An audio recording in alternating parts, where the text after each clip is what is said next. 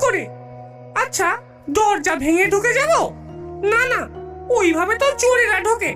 মনে হয় আমাকে রূপ পরিবর্তন করতে হবে। হি হা!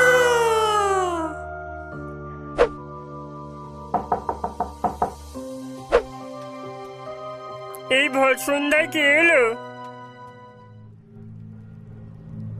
একি এ আবার কে? ও মা, তুমি কত মিষ্টি। তুমি কে গো? আমি এক ভবঘুরে, আমার কেউ নেই।